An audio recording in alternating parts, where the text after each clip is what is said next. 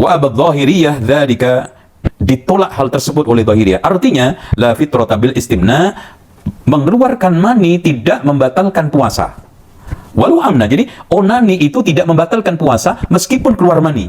Di adamid dalil minal Qur'ani wa sunnah, karena tidak ada dalil secara tekstual dari Quran dan sunnah ada annahu yuftiru bidzalika, orang berbuka atau batal puasanya karena hal tersebut, nggak ada dalilnya. Wala yumkin an nufsid ibadat ibadillah, kita tidak bisa mengatakan rusaknya puasa hamba Allah illa bidalil, kecuali dengan dalil minallahi, dari Allah, wa rasulihi sallallahu alaihi wasallam, dari rasulnya. Dasar Wahabi.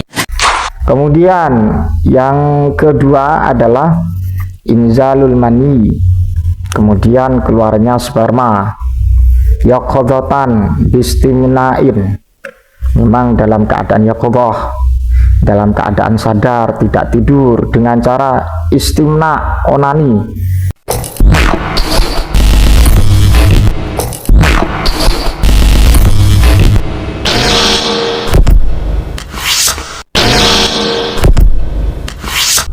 Assalamualaikum warahmatullahi wabarakatuh. Alhamdulillah wassalatu wassalamu ala rasulillah wa ala alihi wa sahbihi wa man wala, amma ba'du. Sahabat yang dimuliakan Allah subhanahu wa ta'ala, pada kesempatan kali ini saya akan memberikan tanggapan sekaligus perbandingan kepada statement yang diungkapkan oleh Ustadz Salafi Al-Wahabi.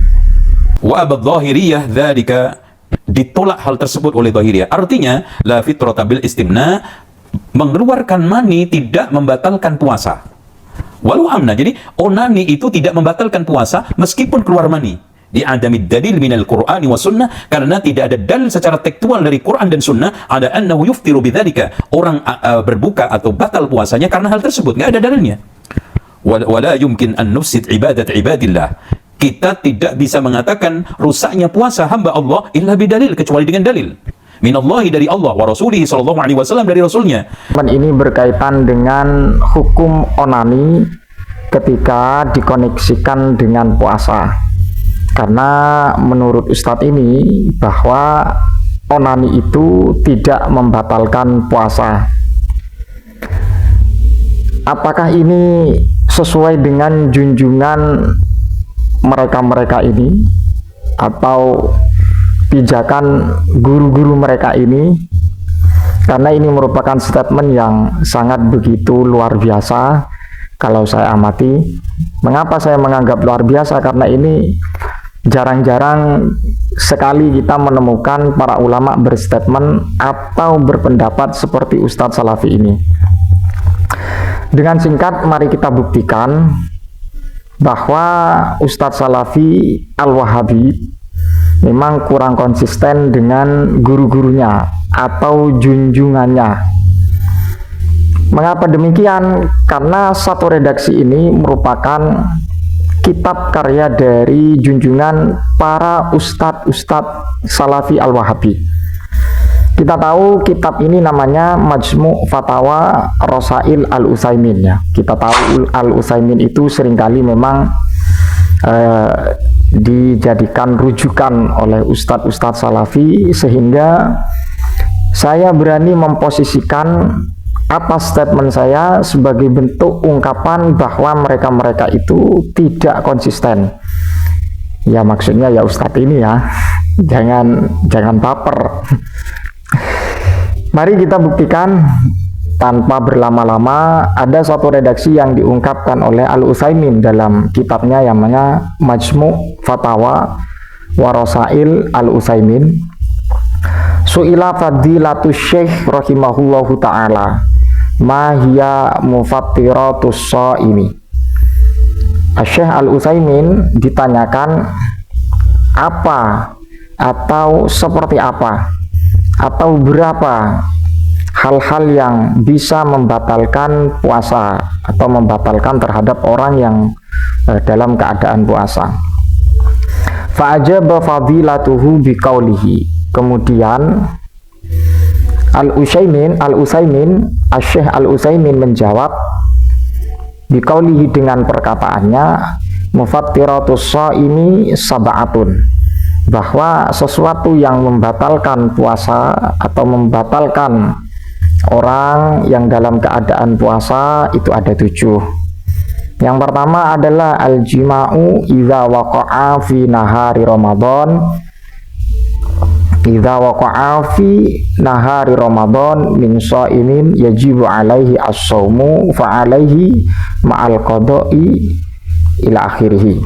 Yang pertama adalah jima di bulan Ramadan. Ini jelas ya, jima itu memang termasuk dari kerangka yang membatalkan puasa atau min jumlati mufattiratis shaum atau mufattiratis shaim kalau bahasanya Syekh Al-Utsaimin. Kemudian yang kedua adalah inzalul mani, kemudian keluarnya sperma, yaqadatan bistimna'in, memang dalam keadaan yaqadah, dalam keadaan sadar, tidak tidur, dengan cara istimna, onani. Jadi keluarnya sperma itu disebabkan onani, au mubasyaratin, atau dengan cara mubasyarah, menggauli seseorang lah, atau bertemunya dua kulit, namanya mubasyarah. Ya, mubasyarah itu kalau kita tasawurkan menggauli suami istri, tapi menggauli tidak sampai dalam taraf jima ya. Au takbilin, atau dengan cara mencium atau kecupan. Au domin, atau dengan cara merangkul.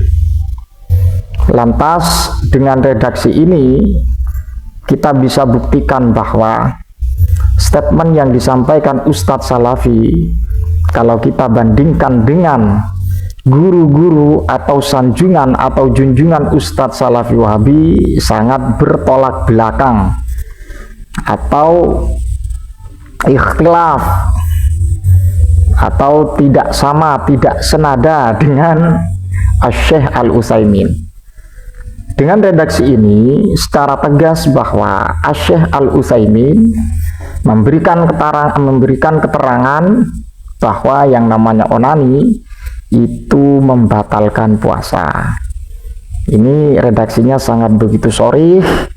Dengan demikian, apa yang menjadi pendapat, apa yang menjadi statement dari Ustadz Salafi Wahabi ini sudah melanggar terhadap guru-gurunya, terlepas dari sanjungan atau junjungan Ustadz Salafi yang memperbolehkan. Ya, katanya ada yang memperbolehkan ya, tapi ini satu fakta ya, satu fakta bahwa kurangnya konsistensi atau istiqomah di dalam berpendapat, atau tidak konsistensinya di dalam memberikan satu rujukan kepada guru-gurunya. Karena seringkali mereka juga menyebutkan Syekh Al-Utsaimin ini termasuk ulama yang sangat bijaksana, ahli hadis. Kemudian yang kedua, jelas Syekh Al-Utsaimin ini sekalipun junjungan mereka, para ustadz-ustadz Salafi, Al-Wahabi ini bukan salaf tapi kholaf. Ini dua fakta yang perlu saya luruskan kepada para ustadz-ustadz yang paling sunnah, yang paling jago di dalam memahami Al-Quran dan hadis. Sahabat yang dimuliakan Allah Subhanahu wa Ta'ala, mudah-mudahan bermanfaat. Atas apa yang saya sampaikan, jika ada kekeliruan, ya mohon diluruskan. Tapi saya yakin bahwa keterangan ini sangat sharih dan dikutip dari guru-guru atau rujukan-rujukan para ustadz Salafi, khususnya yang berpendapat bahwa yang namanya onani itu tidak membatalkan puasa. Wallahu a'lam bishawab. Ihdinas shiratal mustaqim. Assalamualaikum warahmatullahi wabarakatuh.